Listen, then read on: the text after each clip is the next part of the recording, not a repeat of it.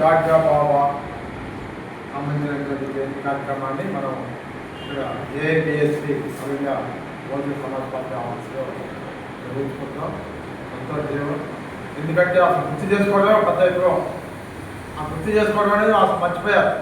రోజువారీ దినచర్యలో రోజువారీ వ్యాపకాల్లో మనం ఎక్కడ ఖాళీగా నిర్వహించేటువంటి పరిస్థితుల్లో ఎక్కబడుతున్నటువంటి మనుషులు చరిత్రను గుర్తు చేసుకోవాల్సిన అవసరం ఉంది. మనిషి చరిత్రను తెలుసుకోవాలి.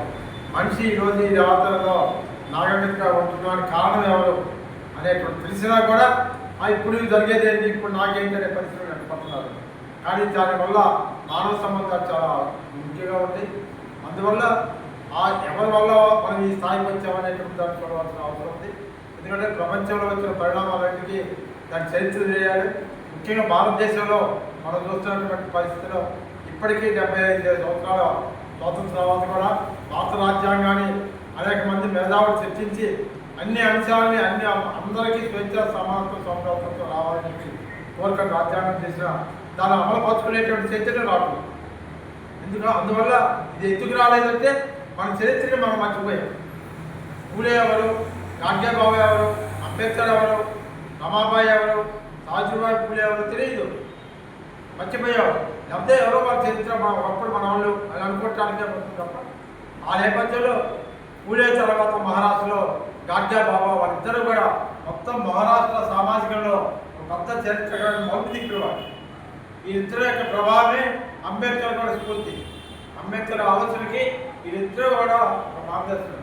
ఎందుకంటే ఆయన ముందు తరానికి సంబంధించిన వాడు పూలే, అదే కొనసాగింపుగా కొంత గాడ్గే బాబా కూడా చేశాడు.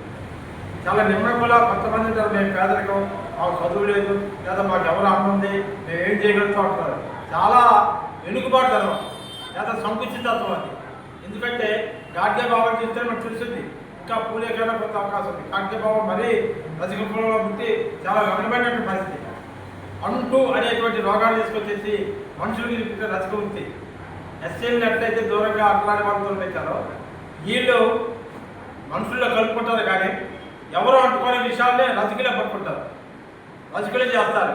రజకులు ఈ రోజుకి కర్మకాండం చేసేటప్పుడు ఆ గుడ్డలు తీయాలంటే రజకులే తీసుకొస్తారు.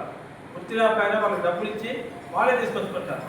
ఆ ఇంట్లో వాళ్ళు వాళ్ళ గుడ్డలే వాళ్ళు తీసుకుంటారు, ఇష్టపడతారు.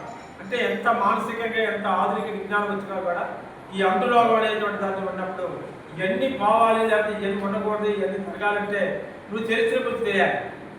ఆ చరిత్ర ఎప్పుడు ఇష్టమిస్తావో నీ జీవితకాలంలో అది అంటురోగం కానీ నీ ఎంటే పడుతుంది, నీ మనసులోనే